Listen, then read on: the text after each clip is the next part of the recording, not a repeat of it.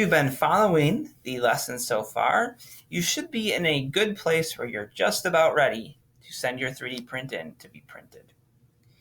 Now that process is pretty straightforward, but we want to check a couple of things first. Number one, if you're really happy with this print, then make sure you double check that there's nothing floating, that everything's connected the way you want it to be, that they're lying flat on the plate.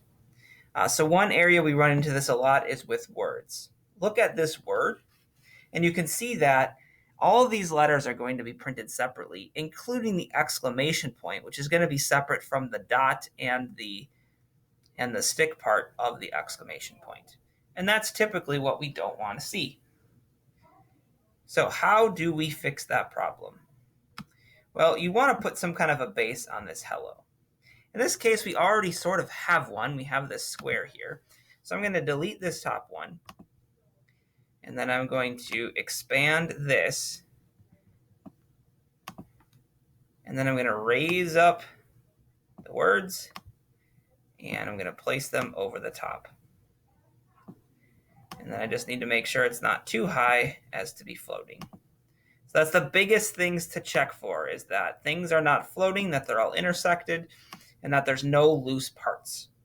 So that's what this part's for. We're double checking, making sure there's no loose parts, and that everything looks as you intended it to look. Things that float do not work well. Big empty spaces do not work well. So you want things connected. You want really short runs if you have empty space vertically. All right. So once you do that check and nothing's floating and everything's connected, now we can get this wrapped up to send to print.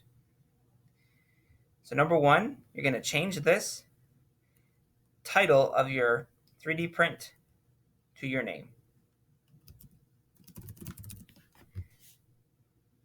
Then after you do that, you'll be able to download this. You'll do that by clicking on Export. And then you're going to make sure this says everything in this design. Okay, a lot of times students click on this one, Selected Shapes, because they have a shape that's selected, and then it only ends up sending me one small piece of their whole design. We don't want that. So you want to choose everything in this design. Then you're going to choose STL. When you click on that, it's going to download a file. That's your name with STL at the end. This is the file you send to me in order for it to be printed. How do you get that to me? Great question. We're heading back to the FoxU website. Underneath Students, and back to Enrichment Websites. Once there, we have Tinkercad at the top, but then right below it, we have click here to upload your finished 3D model for printing. When you click on that, you will be brought to a Google form that you will fill out to send in your design. There's a little reminder up top reminding you to export entire design and STL. Then you're going to type your name, your homeroom teacher, and then you're going to add your file here. So I'm going to click Add File. I'm going to select Files from my device. And I'm going to choose that STL file. It's going to sit here, and I'm going to then click Upload. Now that file exists, it's sitting there. I have my name, homeroom teacher, and that's how we know how to get it to you. And then we have the file there. Now that that is all set, you can click Submit. It will upload, and then it will send it to me, Mr. Gauthier, to be printed. Then the prints will be done as quickly as we can and sent to Mrs. Shockley to have organized and ready for you to pick up.